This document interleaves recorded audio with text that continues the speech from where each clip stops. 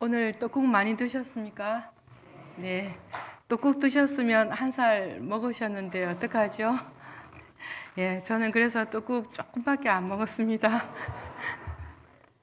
예, 새해가 밝았는지 4일째 되는 날입니다. 날마다 뜬 해이지만 우리에게 2026년도를 주셨고 새로운 의미로 다가오는 해를 우리 모두가 바라보았을 것입니다. 세상에 있는 사람들은 떠오르는 해를 바라보며 가족들의 안녕과 또 마음의 소원을 빌기도 하였을 것입니다. 우리 모두는 천지를 지으신 하나님께 우리의 인생의 가고옴을 하나님께 감사로 또 고백으로 드렸을 것입니다. 올 한 해도 하나님께 올려드렸던 기도 속에 우리 모두의 삶을 통하여 하나님께 영광이 되어지는 우리 모두가 되시기를 간절히 기원드립니다. 웨스트민스터 소요리 문답에 보면 제1문에 보면 인간이 제일 되는 목적은 하나님을 영화롭게 하고 하나님을 영원토록 그를 즐거워하는 것이라고 나와 있습니다. 하나님께서도 세상에 사람을 지으시고 그를 보고 심히 좋았더라고 표현해 주셨고 그 사람이 살아가는 길이 누구도 아닌 하나님께 영광을 올려드리고 영화롭게 하는 인생으로 살도록 만들어 주셨습니다. 2026년도를 맞이한 것은 우리에게 지난 2025년의 삶이 밑바탕이 되어 있기 때문에 또다시 우리에게 인생의 시간이 주어졌다고 고백합니다. 우리에게 주어진 인생의 시간을 허비하지 않고 후회 없이 살아간다는 것은 삶의 중심을 하나님께 맞추어 있고 또 이웃을 향한 너그러운 마음과 하나님께 우리가 용서받은 것처럼 이웃을 향한 사랑이 막혀 있지 않을 때 우리의 인생은 값진 인생을 보낼 거라고 고백합니다. 오늘 우리가 함께 읽은 전도서 3장의 말씀은 우리가 인생을 살면서 어느 부분에 초점을 맞추어야 하는지를 성경적으로 말씀해 주고 있습니다. 오늘 우리가 함께 읽은 본문의 말씀 속에 어느 인생도 한 번도 그 길을 가지 않는 사람 없고 그 길을 가지 않고 견딜 수 있는 사람 아무도 없습니다. 과연 이 범위에 들어가지 않는 인생이 없을 것이고 또 그 길을 벗어나는 인생도 아무도 없습니다. 그리고 어느 대목에 걸리지 않는 인생도 아무도 없다는 것입니다. 지혜자가 왜 이렇게 이러한 부분을 나열한 것일까라고 생각해 보면 울 때가 있으면 웃을 때도 있다는 숙명론이나 운명론은 같은 의미로 적지는 않았을 것입니다. 여기서 14가지에 해당되는 삶의 모습을 오늘 1절 말씀에 함축하고 있습니다. 범사에 기한이 있고 천하만사가 다 때가 있다고 우리에게 말씀해 줍니다. 우리를 중심으로 일어나는 모든 일들이 우리가 생각하는 것처럼 운명도 아니고 숙명도 아닙니다. 이 땅에서 태어난 사람은 자신이 태어나고 싶어 태어난 사람 없고 또 그러한 삶을 살고자 하지 않았지만 우연치 않게 우리에게 뜻하지 않는 삶으로 다가올 때도 많이 있습니다. 자신의 인생의 결정에서 산다고 하지만 인생이 우리 생각대로 흘러가지는 않습니다. 그런 인생 중에 우울해하고 또 마음이 가는 대로 또 삶이 풀리지 않아서 화를 가슴에 품고 세상에 고립되어 산속으로 들어가는 사람이 있는가 하면은 평생을 예수 믿어도 진정한 사랑이 무엇인지 모르고 예수를 믿는 사람이 있다는 것입니다. 그런 우리에게 전도자는 모든 기한이 있고 때가 있다고 말씀합니다. 이 땅에서 일어나는 모든 수많은 일들 속에 희노애락이 있고 하나님은 그 섭리 속에 섭리를 통하여 그 목적대로 이루어 가신다는 것을 성경은 말씀하고 있습니다. 우리가 옛말에 옷깃만 스쳐도 인연이란 말 속에 우리의 모든 만남에는 또 위로를 받기도 하고 힘들어 찾아오는 것을 통해서 우리가 함께 웃고 함께 울기도 합니다. 우리 모두의 발은 지금 은송교회 마당을 밟고 있고 은송교회 예배당에서 예배드리고 있습니다. 우리가 잘 아는 초장동 교회도 갈 수도 있고 송도 제일교회 가서 신앙생활도 할 수 있는데 우리는 무엇 때문에 은송교회에서 이 안에 머물고 있는지요? 우리가 서로가 다른 지역에 살기도 하고 우리의 모습은 살아온 삶의 모습들이 다 다릅니다. 그럼에도 불구하고 은송교회라는 공동체를 통하여서 우리는 서로를 바라보고 장로님, 권사님, 집사님, 성도님들을 향해서 서로가 마음을 열고 또 사랑을 나누고 있습니다. 예수 그리스도를 통하여 우리에게 용서함이 있었던 것처럼 우리는 서로가 달라도 서로의 삶을 존중하고 신앙생활을 함께 돕고 있습니다. 우리 인생의 시간들이 세상에 놓여 있는 것이 아니라 하나님의 섭리 아래 흘러가기에 우리의 만남은 우연이 아닐 것입니다. 그리고 은성교회를 통해서 우리는 신앙생활을 통해서 우리 모두가 세상 사람들에게 그리스도인으로 불려지고 그리스도가 걸어가신 그 길에 우리 모두가 동참하며 그리스도인으로의 삶을 살아가고 있습니다. 우리 전도서 14장 7절에서 8절 말씀을 같이 한번 다시 읽어보겠습니다. 시작. 우리 중에 누구든지 자기를 위하여 사는 자가 없고 자기를 위하여 죽는 자도 없도다. 우리가 살아도 주를 위하여 살고 죽어도 주를 위하여 죽나니 그러므로 사나 죽으나 우리가 주의 것이로다. 아멘. 우리 모두는 주의 것입니다. 하나님께로부터 지원받은 우리입니다. 하나님께 지원받은 우리가 서로가 서로를 존중하고 서로를 귀하게 여길 때 그 일로 인하여서 우리의 인생의 시간은 봄을 맞이할 것이고 그렇게 살다 보면 우리의 영혼은 맑아지고 하나님의 임재 속에 거하여질 것입니다. 역사 속에 전설적인 3대 악처가 있다고 하는데 아쉽게도 1등은 바로 성경에 나오는 욥의 아내라고 합니다. 욥이 하루아침에 자식을 잃고 병들어 재산을 날려버렸을 때 그 아내는 남편을 위로하는 것이 아니라 오히려 당신이 그 따위로 살 바에는 당신이 믿는 하나님을 저주하고 죽으라고 악담을 퍼부었습니다. 어쩌면 욥은 그런 아내가 있었기 때문에 하나님을 더 바라보았을 것입니다. 2등은 모두가 잘 아는 소크라테스의 아내라고 합니다.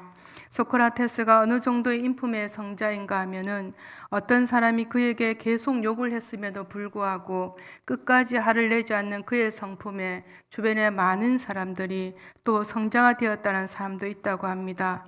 그런데 그 성자 같은 사람이 어떻게 만들어졌는가 하면 바로 그의 아내인데 아내가 얼마나 바가지를 긋는지 소크라테스는 언제나 신께서 어찌하여 나에게 이런 아내를 허락하여 주셨는지 사색 속에 괴로워했다고 합니다. 마지막으로 전설적인 악처는 감리교회 창시자였던 존 웨슬리 목사님이라고 합니다. 웨슬리 일대기를 보면 목사님이고 공인이기에 여러 문서와 편지들이 오는데 아내가 그 편지를 보고 검열하여서 주었다고 합니다. 검열을 해서 편지가 마음에 들지 않거나 삐딱한 내용이 있다면 당신이 목사인가? 라는 말을 교인들 앞에서 마구 퍼부었다고 합니다. 그러니 존 웨슬리 목사님은 아내 때문에 늘 기도할 수밖에 없었다고 합니다. 웨슬리 목사님의 일기를 보면 아내를 위한 기도 시간이 많았다고 나와 있습니다. 우리의 기도 시간에 누구를 위한 기도 시간이 가장 많이 차지하는지요? 올해 나의 기도 시간에 가장 많이 떠오르는 이름이 있다면 그 사람은 하나님께 사랑을 많이 받을 사람일 것입니다.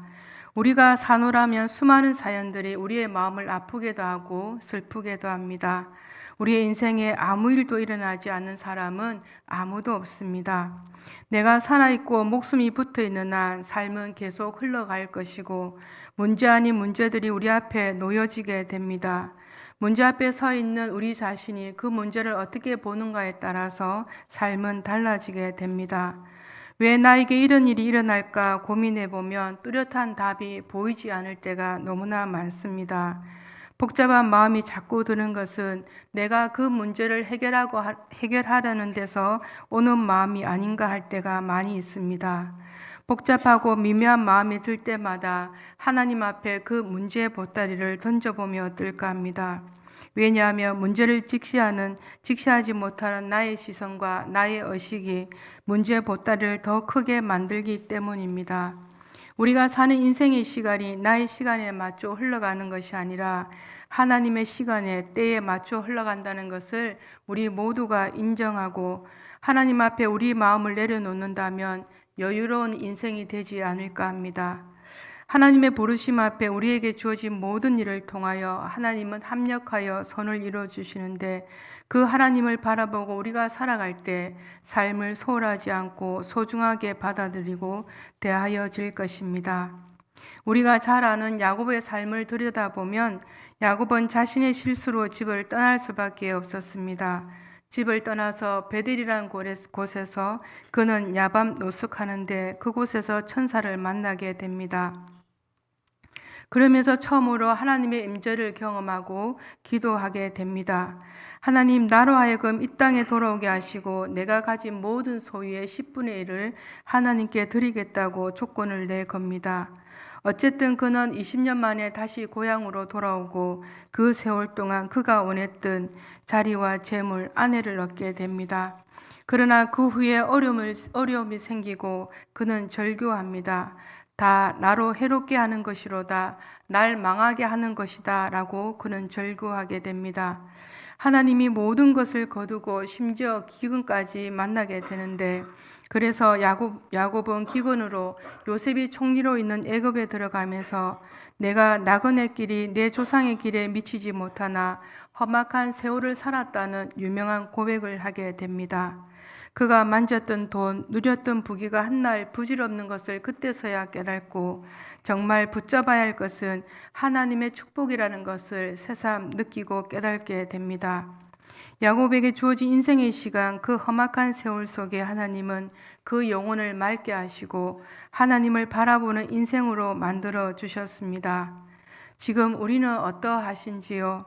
지나온 시간 속에 얼마나 울고 웃고 슬퍼하였는지요?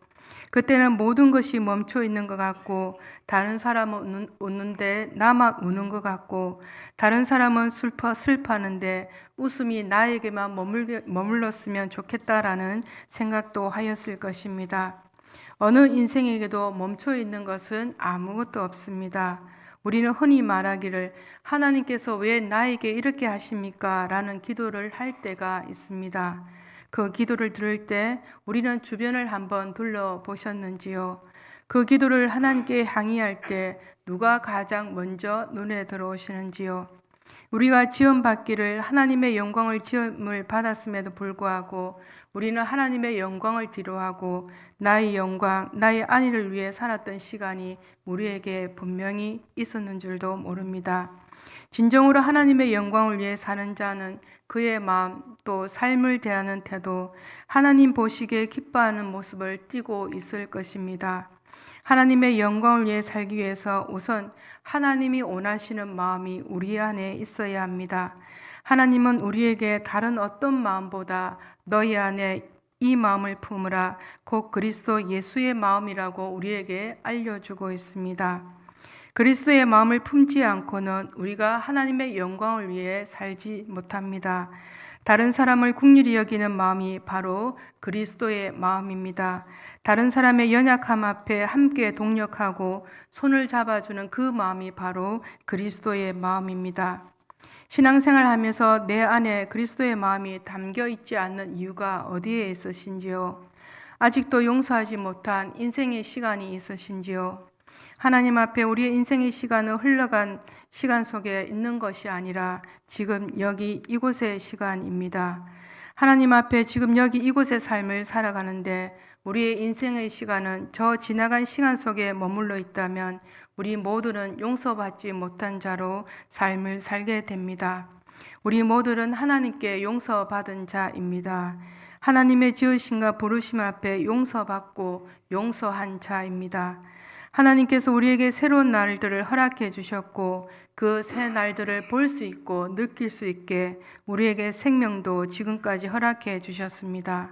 새날 속에 주어지는 자유로움을 묶은 것에 날려버리는 것이 아니라 우리 안에 담음으로 자유로워지고 나의 인생의 시간을 통하여 우리 모두가 하나님께 영광이 되기를 기원드립니다. 우리 모두는 한 번도 살아보지 않는 시간 속에 우리 모두가 지금 머물고 있습니다. 이 시간들을 어떻게 대하는가에 따라 우리는 앞으로 나아갈 수 있고 아니면 뒤로 퇴보하는 사람이 될 수도 있습니다. 우리 본문 10절과 11절 말씀을 함께 다시 한번 읽어보겠습니다. 시작. 하나님이 인생들에게 노고를 주사 애쓰게 하신 것을 내가 보았노라. 하나님이 모든 것을 지으시되 때를 따라 아름답게 하셨고 또 사람에게는 영혼을 삼아하는 마음을 주셨느니라. 그러나 하나님이 하시는 일의 시종을 사람으로 측량할 수 없게 하셨도다. 아멘. 몸이 힘을 발휘하려면 강한 근육이 필요한 것처럼 우리의 마음의 힘도 강한 근육이 필요합니다. 심리학자들에 의하면 마음의 근육은 마음의 힘은 일종의 근육과도 같아서 사람마다 제한된 능력을 갖고 있다고 합니다. 우리가 살아가면서 겪을 수 있는 역경 중에 최악의 것들은 어떤 것들이 있으신지요? 서울대 지구환경과학부의 이상묵 교수의 경우에 국비 장학생으로 MIT에서 박사학위를 받은 유망한 해양 지질학자였습니다. 한창 일할 나이 45세 되던 2006년도에 이상묵 교수는 캘리포니아 공과대학에서 공동으로 야외 지질 조사 프로젝트에 수행을 하다가 미국 땅에서 차량이 종복되는 사고를 당하고 맙니다. 어느 누구에게도 예측할 수 없는 불행이 어느 날 갑자기 이분에게 닥쳐온 것입니다. 사고가 난 후 3일이 지나서야 그의 의식이 회복되고 눈만 끔뻑거릴 수 있을 수밖에 손끝 하나 움직일 수 없는 전신마비가 된 것입니다. 그러나 전신마비라는 중증에도 불구하고 그는 현실을 냉정하게 정확하게 파악합니다. 처지를 비관해서 우울해하거나 현실을 부정하지 않고 있는 그대로 받아들입니다. 오직 그가 할 수 있는 것은 길게 만든 마우스를 입에 넣고 이리저리 돌려가며 프로젝트 스크린을 작동하며 강의하면서 이 정도로 다쳐서도 다행이다라고 그는 말합니다. 보조 재활 공학 센터를 만들고 장애인들을 위해 기술을 개발하고 장애인들에 대한 편견을 없애기 위해서 앞장서고 있는데 그는 스스로가 자신을 행운아라고 말한다고 합니다. 어느 누구도 자신의 인생의 그림이 어떻게 그려질지를 아무도 모릅니다. 이상무 교수의 말처럼 역경도 극복할 수 있다면 좋은 것이다 라고 그는 고백하고 있습니다. 회복을 위한 탄력성은 누구나 지는 것은 아니지만 세상의 기준으로 볼 때 우리 안에 그러한 비율이 없다 하더라도 하나님께서 우리를 지으실 때 그러한 능력과 그러한 마음들을 주셨다고 합니다. 인생의 시간은 어느 누구에나 주어져 있습니다. 그 인생이 우리 모두가 하나님 앞에 있느냐 아니면 세상 앞에 있느냐에 따라서 인생의 시간의 흐름은 다를 것입니다. 똑같이 우리 모두에게 2026년도가 주어졌고 우리는 신앙생활을 출발하였습니다. 성구 영신 예배 때 우리가 어떠한 마음으로 하나님께 고백을 드렸는지요. 진정한 마음에서 드렸던 그 마음, 그 믿음을 가지고 우리 모두가 2026년도를 시작하였을 것입니다. 우리 모두가 함께 동력하고 좋은 이웃으로 좋은 벗으로 하나님께서 지으신 목적에 따라 우리 모두가 하나님을 영화롭게 하는 그러한 인생을 살아내는 저와 여러분이 되시기를 기원드립니다. 오늘 우리가 함께 드린 예배 속에 용서, 사랑, 그것이 시작이라고 우리는 오전에 말씀을 듣게 되었습니다. 이 시간까지 우리 마음속에 어떠한 마음으로 묶여 있는지는 모르지만 우리가 새롭게 시작한 2026년도는 용서, 사랑, 그 시작으로 우리가 모두가 출발되어서 우리의 인생이 하나님 앞에 영광이 되고 모든 이웃들에게 좋은 벗이 되었으면 좋겠습니다. 우리 모두가 그러한 인생을 살아가는 저와 여러분이 되시기를 기원드립니다. 아멘.